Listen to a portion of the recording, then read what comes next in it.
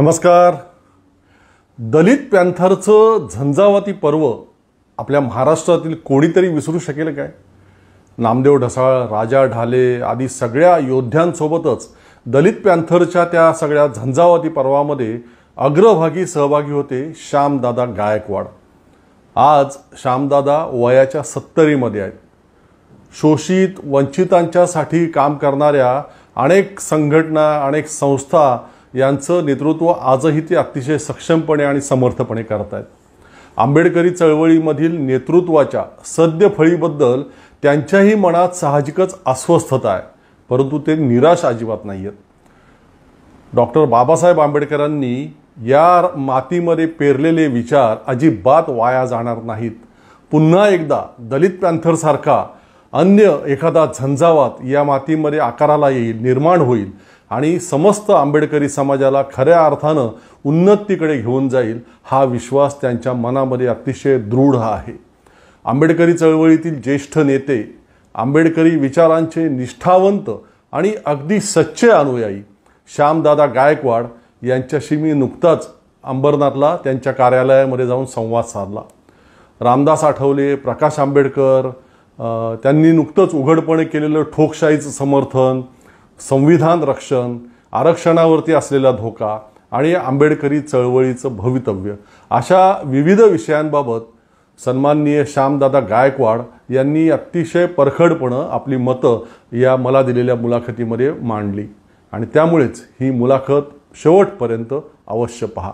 दादा नमस्कार आणि जय भीम. प्रश्न तोच आहे, आपण उगाच वळसे घेऊन त्या प्रश्नावर येण्यापेक्षा मूळ प्रश्न तिथूनच सुरुवात करू. तुम्ही सुद्धा ती सन्माननीय प्रकाश आंबेडकर यांची मुलाखत ऐकली असेल. भारतीय जनता पार्टी किंवा अन्य पुरोगामी पक्ष या सगळ्यांपेक्षा आंबेडकरी विचारवंत माझ्या दृष्टीने आता दुश्मन नंबर 1 आहेत, शत्रू नंबर 1 आहेत, अशा पद्धतीचं त्यांनी स्टेटमेंट केलं. आणि वंचित बहुजन आघाडीच्या कार्यकर्त्यांनी जर अशा लोकांवरती हल्ले केले तर त्याचं सुद्धा मी समर्थन करतो. अशा प्रकारचे स्टेटमेंट त्यांनी केलेले आहेत. तुम्ही या चळवळीतले एक निष्ठावंत अनुयायी आहेत, नेते आहात, कसं बघता या सगळ्याकडे? काय भावना आहेत तुमच्या मनात? प्रकाश आंबेडकरांनी अशा प्रकारचं जे वक्तव्य केलं, मी स्वतः त्यांची मुलाखत ती पाहिलेली आहे. त्यात त्याने असं म्हटलं की माझा शत्रू क्रमांक 1 भाजप नाही आहे, माझा शत्रू क्रमांक 1 आंबेडकरी विचारवंत आहेत. आणि आपण म्हटलं त्याप्रमाणे झालेलं आहे त्यांचं वक्तव्य की त्यांच्यावर जर हल्ले झाले असतील, त्यांच्या विरोधात निदर्शनं झाले असतील की तर त्याला ते म्हणतात की ठोकलं तर ठोकलं, आणि ही ठोकशाही मला मान्य आहे, तिचं मी समर्थन करतो. कुठल्याही समाजामध्ये जे विचारवंत असतात त्यांचा सन्मान केला जातो. आणि हे विचारवंत जे निर्माण होतात विशेष करून मध्यमवर्गामधून, आणि कुठल्याही समाजाचं नेतृत्व त्या त्या समाजाचा मध्यमवर्ग करत असतो. त्यामुळं यशवंत मनोहर असोत की रावसाहेब कसबे, लेखिका आपल्या ज्या प्रज्ञा पवार आहेत, यांनी जे वक्तव्य केलं, त्यांनी मागच्या लोकसभेच्या निवडणुकांच्या मध्ये रावसाहेबांनी आणि यशवंत मनोहरांनी इंडिया आघाडीला पाठिंबा द्या म्हणून आंबेडकरी जनसमूहाला जे आवाहन केलं होतं त्यात काही चुकीचं होतं असं मला वाटत नाही. कारण त्याला तो अधिकार अभिव्यक्ती स्वातंत्र्याचा बाबासाहेबांच्या संविधानाने दिलेला आहे. आणि त्यामुळं त्यांनी त्यांच्या अभिव्यक्ती स्वातंत्र्याचा पुरस्कार केला म्हणून त्यांच्या विरोधात निदर्शनं करणं किंवा त्यांना ठोकाची भाषा करणं, ही प्रवृत्ती ही लोकशाहीला मारक आहे आणि ही प्रवृत्ती फॅसिस्ट आहे. याला फॅसिझम म्हणतात. म्हणजे दुसऱ्याचं मत ऐकायचंच नाही, किंबहुना त्याला त्याचं मत मांडण्याचा अधिकारच नाही, किंबहुना मी जे बोलतो तेच तुम्ही ऐकलं पाहिजे, आणि ते जर तुम्ही ऐकत नसाल तर तुम्ही माझे शत्रू आहात. आंबेडकरी समाजाचाच नव्हे तर एकूण या देशातल्या सगळ्यात शोषित कष्टकरी सर्व जातीत विभागलेला दडपलेला जो समूह आहे त्याचा शत्रू नंबर 1 RSS आहे. आणि भाजप RSSची राजकीय आवृत्ती आहे. त्यामुळं आणि आंबेडकरी विचारांचं सुद्धा शत्रू क्रमांक 1 म्हणजे फुले आंबेडकरी विचारांचं शत्रू क्रमांक 1 जर कुठे असेल वैचारिकदृष्ट्या ती RSSची तत्वप्रणाली. पण ते आमचे शत्रू नंबर 1 नाही तर आंबेडकरी विचारवंत हे आमचे शत्रू नंबर 1 आहेत असं म्हणणं हे म्हणजे आपलं मानसिक संतुलन बिघडल्याचं लक्षण आहे.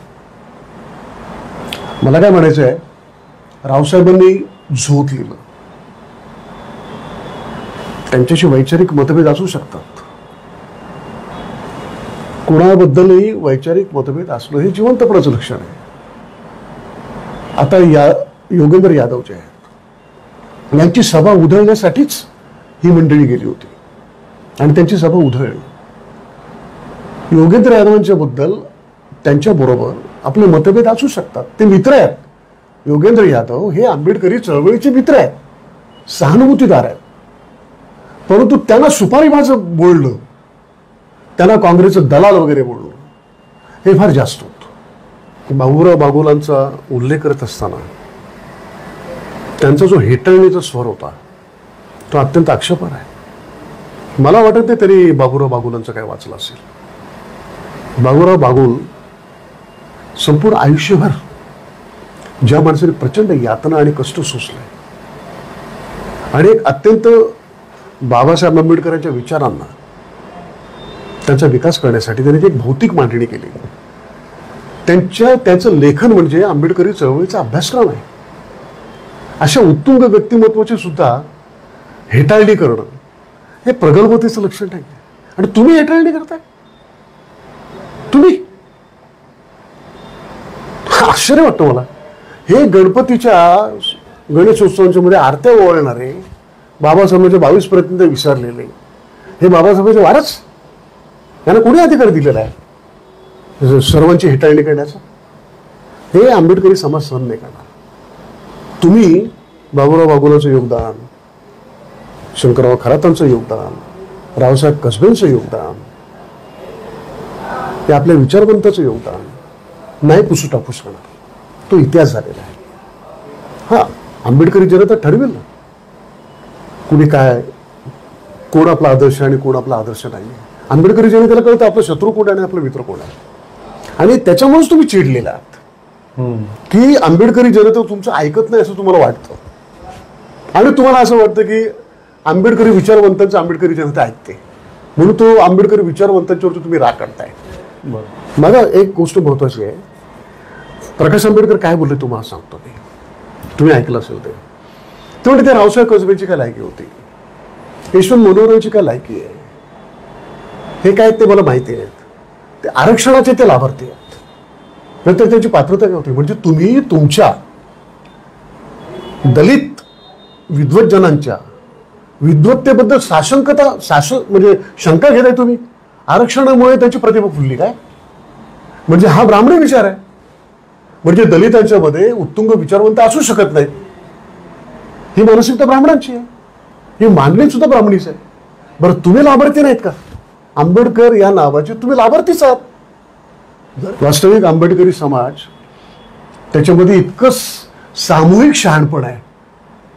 मला वाटत नाही की मग रावसाहेब कसबेंनी आवाहन केल्यामुळे आंबेडकरी समाजावर परिणाम झालेला आहे. या बुद्धिवंताचा आवाका बरं का एका विशिष्ट मर्यादेत असतो, परंतु आंबेडकरी समाज जो समुद्रासारखा पसरलेला आहे तो फुले आंबेडकरी चळवळीचा खऱ्या अर्थानं वारसदार आणि पाईक आहे. त्याला त्याचे धोके कळतायत. आंबेडकरी समाजाला धोका कळला होता की संविधानाला धोका कोणापासून आहे, लोकशाहीला धोका कोणापासून आहे. त्यामुळे लोकसभेच्या निवडणुकांच्या मध्ये आंबेडकरी समाजानं, अगदी मुस्लिम समाजानं सुद्धा, धार्मिक अल्पसंख्याक समाजाने आणि दडपलेल्या सर्वच समूहांनी एक सामूहिक शहाणपण दाखवलं आणि इंडिया आघाडीच्या बरोबर हा समाज राहिला. त्याच्यानं काही मोदीचा, मी असं म्हणत नाही की निर्णायक पराभव झाला, परंतु मोदीच्या हुकुमशाहीला वेसण घालण्याचं काम मागच्या लोकसभेच्या निवडणुकांच्या निर्णयांनी घातलेलं आहे. आता मुद्दा असा पडतो की हे जे म्हणतायत, मला त्यांच्याकडून अशा प्रकारचं वक्तव्य ते का करतात मला कळत नाही. मला असं वाटतं की त्यांचा जनाधार जो कमी कमी होत चाललेला आहे त्याच्यानं ते बिथरलेले आहे. आणि ते ज्या मुलांना पुढे करतायत, तरुण मुलांना, ते रावसाहेबांच्या वरती अंगावर घालण्याचा प्रयत्न करतायत, प्रज्ञाताईंना ट्रोल करण्याचा प्रयत्न करतायत, यशवंत मनोहरांना ट्रोल करण्याचा प्रयत्न करतायत. ही जी मुलं आहेत यांना रावसाहेबांचं साहित्य माहिती आहे, यशवंत मनोहरांचं साहित्य माहिती आहे, किंवा त्या बाबासाहेबांचं सुद्धा साहित्य त्यांना नेमकंपणे माहिती आहे. तरुण मुलं आहेत, ती आमचीच मुलं आहेत. पण आमच्याच मुलांना आमच्याच विद्वज्जनांच्या विरोधामध्ये त्यांच्या अंगावर घालण्याचं जे काम केलं जात आहे, हे म्हणजे एक प्रकारचं अराजकाला आमंत्रण करण्याचं काम आहे. आणि समाजामध्ये वितुष्ट आणि द्वंद्व निर्माण करण्याचं काम आहे. आणि मी तर असं म्हणतो की त्यांचं हे वक्तव्य समाजामध्ये सिव्हिल वॉर निर्माण करू शकतो. कारण प्रश्न असा आहे की तुम्ही जर ठोकशाहीची भाषा करत असाल, जगातला कुठलाही हुकुमशहा जो ठोकशाहीची भाषा करतो, जो फॅसिस्ट आहे, टिकलेला नाही. हिटलरची काय अवस्था झाली, मुसोलिनीची काय अवस्था झाली, तर त्याचा आदर्श घेणाऱ्यांची तीच अवस्था होणार आहे. मुळामध्ये आपण तरुणांना काय देणार आहोत? ठोकशाहीचे धडे देणार आहोत की फुले आंबेडकरी वादाचे धडे देणार आहोत? त्याचा एकदा विचार केला पाहिजे. आणि दुसरी महत्त्वाची गोष्ट म्हणजे अशी, ज्या नेतृत्वाला आपला प्रथम क्रमांकाचा शत्रू नीटपणे कळत नाही किंवा तो लोक कळलेला असतानाही तो लोकांना समजून द्यायचा नाही, तर अशा नेतृत्वाबद्दल जर जनतेने संशय व्यक्त केला तर लोकांची काय चूक आहे? कसं आहे की बाबासाहेबांनी पाठ अपाठ अशा पद्धतीनं दलितांच्या राजकारणाचा उल्लेख केला. महाराष्ट्रामध्ये सुद्धा एकूण शेड्यूल कास्ट जे आहेत, अनुसूचित जातीचे लोक, त्यांची संख्या जेमतेम 12% आहे. अच्छा. आंबेडकरी आणि त्यातला सगळाच दलित समूह हा आंबेडकरवादी नाही, हे वास्तव आपण समजून घेतलं पाहिजे. आदिवासी आणि दलित म्हणून 22% आहेत, मुस्लिम जवळजवळ 18% आहेत. अशा अवस्थेमध्ये केवळ आपल्याच बळावर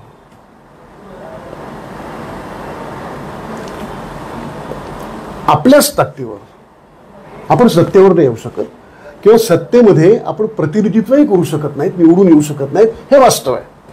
त्यामुळे तुम्हाला आघाड्यांचं राजकारण करावं लागेल, हे बाबासाहेबांनाही अभिप्रेत होतं आणि त्यांनी ते मांडलंय.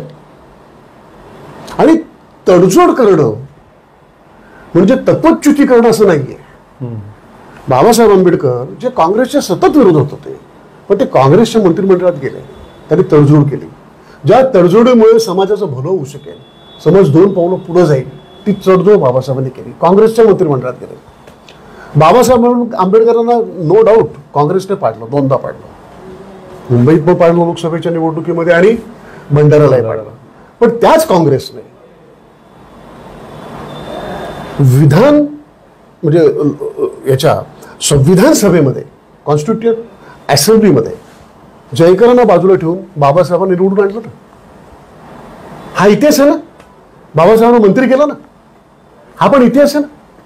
बाबासाहेबांना जर कॉन्स्टिट्यूट असेंब्लीमध्ये घेतलं नसतं तर एवढं चांगलं संविधान निर्माण झालं असतं का? बाबासाहेब जर आडेतट्टूपणे राहिले असते की मला यायचंच नाही काँग्रेसच्या याच्यामध्ये, ज्या संविधान सभेमध्ये शेड्यूल कास्टचे अत्यंत कमी प्रतिनिधी होते आणि मेजॉरिटी काँग्रेसचे होते, तरी पण एक अत्यंत प्रागतिक, पुरोगामी, सामाजिक न्याय देऊ शकणारं असं संविधान, एक अलौकिक संविधान बाबासाहेब निर्माण करू शकले ना. मला प्रकाश आंबेडकरांच्या बद्दल पण बोलायचं ना. 98 आणि 99ला तुम्ही जे खासदार झालात ते काँग्रेसच्या मदतीने झालात ना. त्यावेळेला ते तुम्ही तत्वांशी प्रतारणा केली होती का? नाही, मला वाटतं नाही केली. योग्य निर्णय घेतला होता. आपली लोकसंख्या लक्षात घेऊन आपण नेमकं कोणाबरोबर जावं जेणेकरून आपल्या तात्विकतेला मुरड घालता येणार नाही. अशा प्रकारचं बेरजेचं राजकारण आपण केलं पाहिजे की कोणाचं एजंट म्हणून काम केलं पाहिजे. ते सतत म्हणत असतात की हा याची सुपारी घेतली, त्यांनी त्याची सुपारी घेतली. अरे आंबेडकरी जनतेला माहिती आहे यार कोणी कोणाची सुपारी घेतलेली. RSSची सुपारी कोणी घेतलेली आहे, भाजपाची सुपारी कोणी घेतलेली आहे, आंबेडकरी जनतेला कळतच नाही. ते ओळखतात रामदास आठवलेला, पण प्रकाश आंबेडकर ओळखते आंबेडकरी जनता. तसं जर असतं तर अख्खा समाजचा समाज प्रकाश आंबेडकरांच्या बरोबर असता.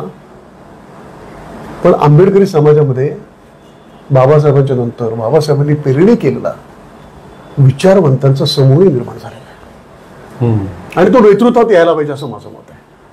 कुठल्याही समाजाचं नेतृत्व त्या समाजातला बुद्धिवंत वर्ग, ज्याची बांधिलकी एकूण समाजाशी आहे, असा वर्गच आला पाहिजे पुढे.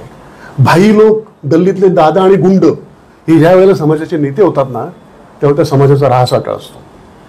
त्याच्यात पुढे जाऊन आणखीन एक त्यांचं स्टेटमेंट आलेलं आहे. काही महत्वाचं ते मुद्दे असल्यामुळे त्याची दखल घ्यावी लागते आणि आपल्यासारख्या विचारवंतांना त्याचं विचारावं लागतं आम्हाला, की लोकशाहीवरचा धोका टळलेला आहे आता, आणि आता धोका आरक्षणावरती आलेला आहे, असं त्यांचं स्टेटमेंट हल्ली सगळीकडे असतं. तुम्ही कसं बघता याकडे, आणि काय म्हणजे या विषयावरती तुम्ही काय बोलता? त्याचं मुळात हे विधानच चुकीचे आणि दिशाभूल करणार आहे. लोकशाहीवरचा धोका अजिबात टळलेला नाही. जोपर्यंत RSS आणि मूलतत्ववादी शक्ती या देशामध्ये आहेत आणि भाजपसारखा पक्ष आहे, तोपर्यंत संविधानावरचा आणि लोकशाहीवरचा धोका टळलेला नाही. यांच्या विरोधात अहर्निशपणे लोकशाहीच्या संवर्धनासाठी जनतेला संघर्ष करावाच लागेल. त्यामुळे त्यांचं जे विधान आहे हे दिशाभूल करणार आहे.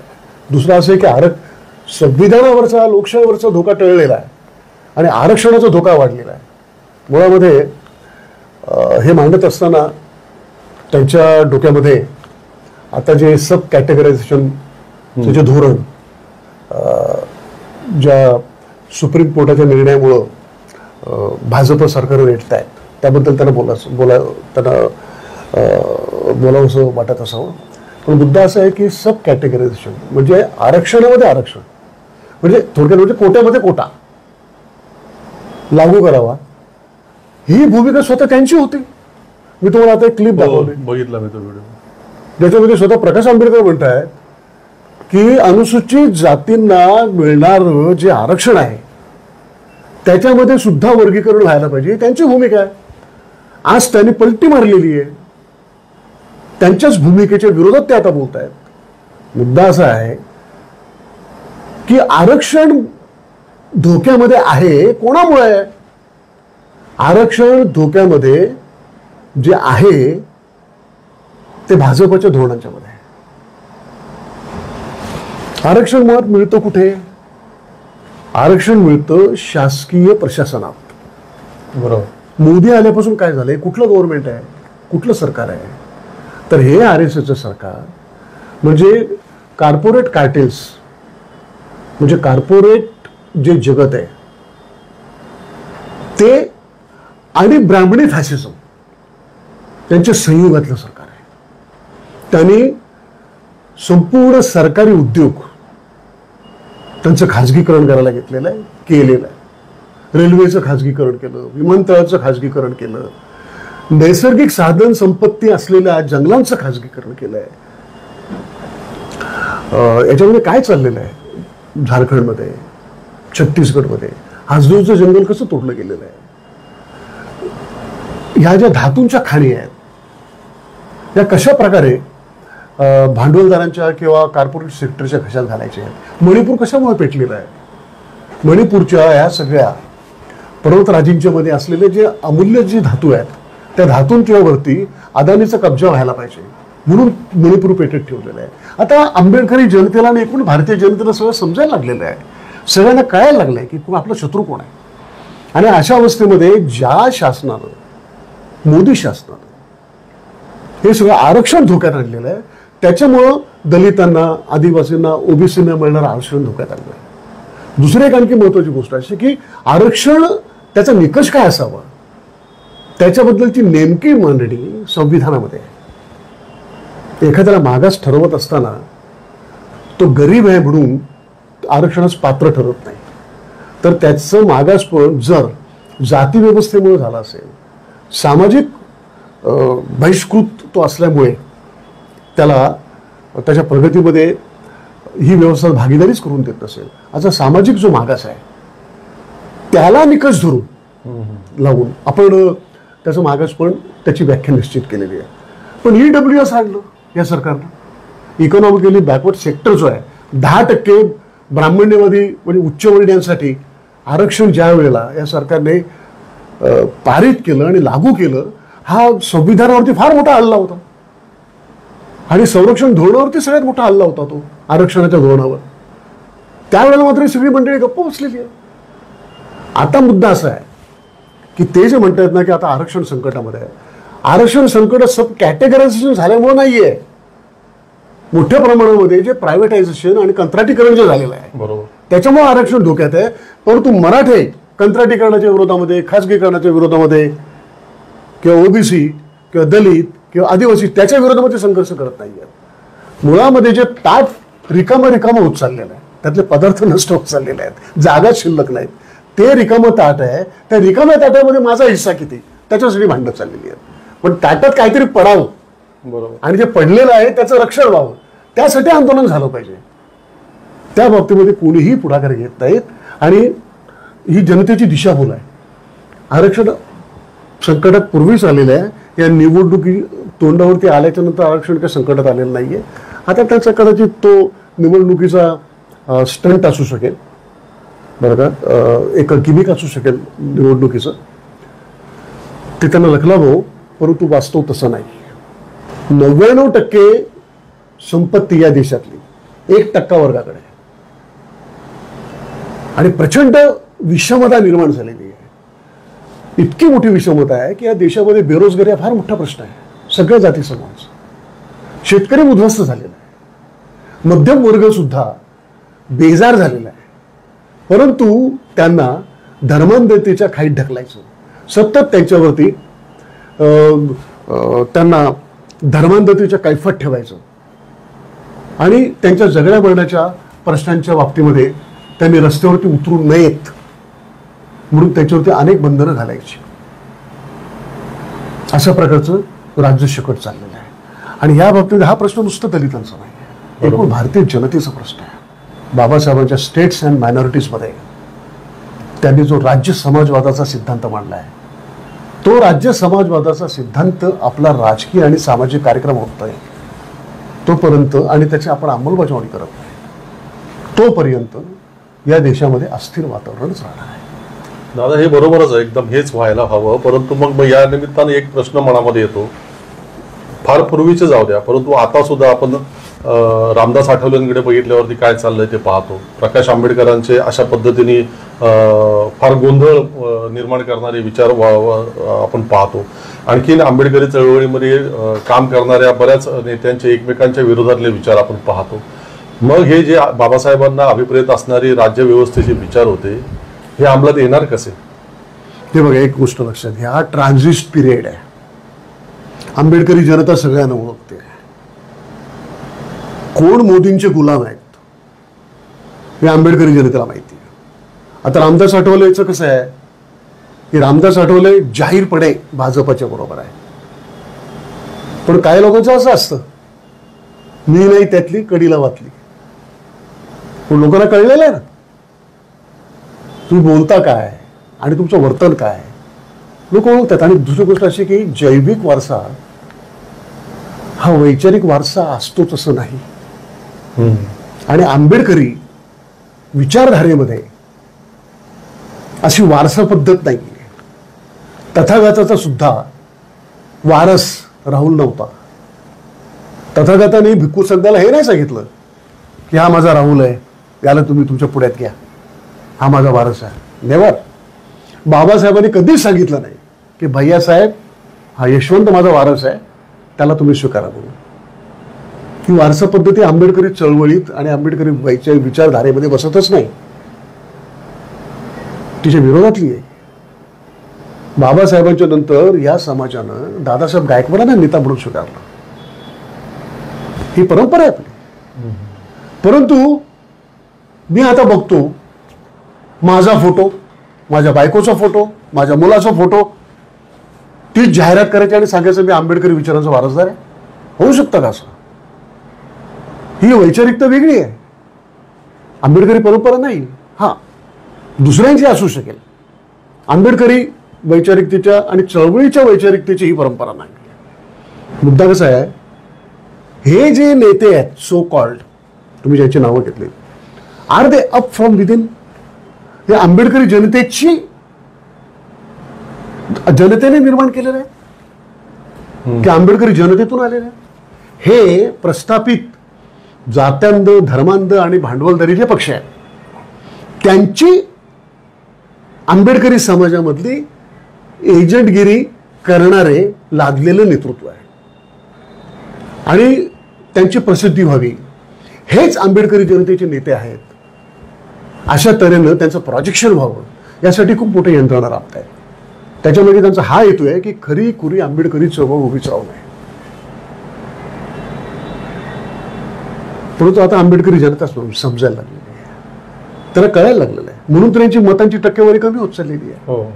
बरं का? आणि दुसरी गोष्ट अशी आहे की प्रत्येक जाती समूहामध्ये या प्रस्थापित वर्गाने आपले एजंट पेरलेले आहेत. पण एजंट हे त्यांचे गुलाम असतात, जनतेचे प्रतिनिधी नसतात आणि नेते नसतात. ठीक आहे ना? नेहमीच आंबेडकरी समूहांच्या बद्दल असं म्हटलं जातं की त्यांच्यामध्ये खूप गट आहेत, आपसामध्ये मारामार आहेत. कम्युनिस्टांच्यात नाहीत, याच्यापेक्षा मोठे गट कम्युनिस्टांच्यात आहेत. समाजवाद्यांच्यात नाहीत, शिवसेनेत नाहीत, राष्ट्रवादीत गट नाहीत. सगळीकडे गट पडत चाललेले आहेत.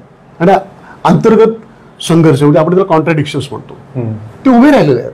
पण याच्यातून आम्हाला माहिती आहे की या देशामध्ये जर लोकशाही टिकवायची असेल तर संविधान टिकलं पाहिजे. आणि ते टिकवायचं काम या देशातला दलित, आदिवासी, कष्टकरी समूह, कामगार समूह एकत्रित आल्याच्या शिवाय होऊ शकत नाही. आणि हा समूह संविधान नष्ट होऊ देणार नाही. मला खात्री आहे की हा देश कधीही गोळवळकरांचा आणि हेडगेवारांचा होणार नाही. हा देश कायम फुलेंचा, बाबासाहेब आंबेडकरांचा, म्हणेल गांधींचा आणि नेहरूंचा राहील.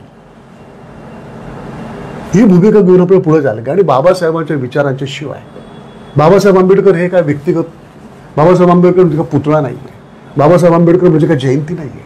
बाबासाहेब आंबेडकर हा विचार आहे, क्रांतीचा विचार आहे. तो सामाजिक क्रांतीचा, राजकीय क्रांतीचा विचार आहे. तो बाबासाहेबांना 100 वर्षाचं पुढचं पण समजायचं प्रेडिक्शन, ते त्यांच्या अथक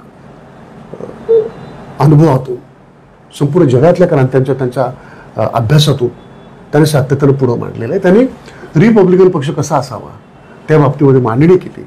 त्याची भूमिका काय असावी, त्याची रचना काय असावी, त्याचं धोरण काय असावं, हे बाबासाहेबांनी मांडून ठेवलं आहे. आणि मला खात्री आहे की हा ट्रान्झिस्ट पिरियड आहे. बाबासाहेबांचं नाव घेऊन जे निळे झेंडे विकतायत ते संपणार आहेत. आणि आंबेडकरी जनता खराखुरा रिपब्लिकन पक्ष उभा करणार आहे. तिला करावा लागेल. त्याच्याशिवाय ती सामाजिक न्यायाची लढाई, आर्थिक न्यायाची लढाई आणि सांस्कृतिक राजकारणाची लढाई ती जिंकू शकणार. पण म्हणजे याची चूक, याचं काही आपल्याला काय म्हणता येईल, आपण तशी लक्षणं वगैरे दिसतात? तुम्हाला वाटतं नजीकच्या काळामध्ये जे तुम्ही आशावाद व्यक्त करता ते होईल? हे बघा कसं आहे, आज संपूर्ण जगच उजवीकडे कललेलं आहे. फॅसिझम जो आहे तो नुसतं भारतात नाही आलेला. फॅसिझम जर्मनीत पण आला आहे, फ्रान्समध्ये पण आहे. अनेक देशांच्या मध्ये फॅसिझम मांडणारी, फॅसिझम राबवणारी शासन व्यवस्था उद्यायला लागलेली आहे. पण त्याचा प्रतिरोध करणारी कष्टकऱ्यांची जन आंदोलनं जगभर उभी राहिलेली आहेत. भारतात पण ती उभी राहणार. जर तुमच्या नोकऱ्यात जाणार असतील, तुम्ही ज्या तऱ्हेनं आता त्यांनी ज्या कामगार संहिता आणलेल्या आहेत, म्हणजे जवळजवळ 39 कामगार कायदे हे मोडीत काढून त्यांनी 4 लेबर कोड आणलेत. कामगार उठणार. कारण त्या लेबर कोडमध्ये जर असं असेल की तुम्ही कायम स्वरूपाची नोकरी करत असताना कुठल्याही क्षणी तुम्हाला आम्ही टेम्पररी करू शकतो, असं जर प्रोव्हिजन असेल तर कामगार, कष्टकरी वर्ग सहन करणार नाही. शेतकऱ्यांचं वाटोळं झालेलं आहे. पण शेतकऱ्यांनी जे आंदोलन केलं दिल्लीमध्ये, जे रोमहर्षक आणि ऐतिहासिक आंदोलन होतं, त्यांना त्या आंदोलनानं मोदीला 4 पावलं मागे यावं लागलं. जर त्या आंदोलनाने येऊ शकतं तर दलित, आदिवासी, मुस्लिमांचं इतक्या मोठ्या प्रमाणात लिंचिंग होत आहे. मुस्लिमांना शत्रू ठरवलं जात आहे. कोण आहे ते मुस्लिम? कुठले मुस्लिम आहेत हे पासमंदा मुस्लिम कोण आहेत? हे सगळेचे सगळे म्हणजे कास्तकार लोक आहेत, कष्ट करणारे लोक आहेत. इथला मुस्लिम, दलित, आदिवासी आणि कष्ट करणारा माणूस वेगळा नाहीये. मुस्लिमांना तुम्हाला शत्रू म्हणून प्रोजेक्ट करून नाझी राजकारण भारतात नाही करता येणार. आणि हे तुमची ढोंग आता जनतेने ओळखलेली आहेत. जोपर्यंत या देशामध्ये फुले आंबेडकरी विचार आहे, संविधान आहे, तोपर्यंत हा देश दिशाहीन होईल. त्यांनी किती करण्याचा प्रयत्न केला तरी मला नाही वाटत. मला असं वाटतं जनसंघ बाबासाहेबांनी स्वतः सांगितलं ना की त्यांचं जे 25 नोव्हेंबरचं भाषण आहे, मला असं वाटतं की ते अत्यंत महत्त्वाचं, ऐतिहासिक आणि क्रांतिकारक भाषण आहे. ते म्हणाले की ही संसद जी आहे किंवा हे संविधान जे आहे याच्यातून जर दडपलेल्या कष्ट करणाऱ्या जनसमूहांना जर काहीच मिळालं नाही, ते सतत दुर्लक्षितच राहिले तर ते उठाव करतील. त्याचप्रमाणे त्यांनी जनतेसाठी लिहिलेल्या जे रिपब्लिकन पक्षाच्या स्थापनेचं जे खुलं पत्र लिहिलं त्यात पण त्यांनी हे सांगितलं की जर संविधानाला अभिप्रेत अशी शासन व्यवस्था नसली आणि दडपलेल्या समूहांना समजून घेणारं शासन जर नसेल, व्यवस्था नसेल आणि त्यांना कुठलंच प्रतिनिधित्व मिळालं नाही तर हा समूह उठणार आणि रस्त्यावरच्या लढाया करणार. बाबासाहेबांनी सांगितलं आणि ते खोटं नाही, खरं येत आहे, वास्तव आहे. म्हणून माझी सर्वांना विनंती आहे, विशेष करून मला स्पष्टपणे सांगायचं की आंबेडकरी विचार या विचारामध्ये वारसा हक्क पद्धत नाही आहे. चळवळीचा सातबाराचा उतारा नसतो, स्थावर जंगम मालमत्तेचा असतो, वैचारिकतेचा नसतो. बाबासाहेबांनी पण सातबारा उतारा तसं तयार केलं आणि काल मासने केलेलं नाही बरं का. त्यांचा विचार हा सतत विकसित होत असतो. आणि मला आशा आहे, कदाचित काही लोक मला म्हणतील हा भाबडा माणूस आहे. भाबडा नाही आहे. हा देश आत्ता जो दिसतो ना असा त्याचा जो नकाशा आहे, इतके मोठमोठे आघात झाले आहेत देशावर, किती मोठे आघात झालेले आहेत. एवढे आघात होऊनही तो नकाशा अबाधित राहिला आहे. त्याचं श्रेय गांधींना, नेहरूंना, इंदिरा गांधींना नाही जात, राजीव गांधींना नाही जात. हे श्रेय संविधानाला जातो. आणि संविधानाच्या बरोबर बाबासाहेबांनी जी वैचारिक पेरणी केलेली आहे, या समाजामधून दलित पॅंथर उभी राहिली होती ना. दलित पॅंथरची जी क्रांतिकारक वीज कोसळली होती महाराष्ट्रामध्ये, पुन्हा तसा आविष्कार उभा राहू शकतो.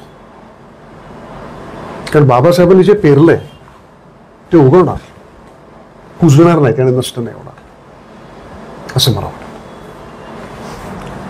अतिशय अभ्यासूपणे, रोखठोक, मार्मिक, समर्पक असं विश्लेषण केलेलं आहे सध्या सगळ्या परिस्थितीचं श्यामदादा गायकवाड यांनी. त्यावरती अधिक भाष्य करण्याची गरज नाही, आपल्या सगळ्यांपर्यंत पोहोचलेलं आहे. इथेच थांबू, पुन्हा भेटू लवकरच. धन्यवाद.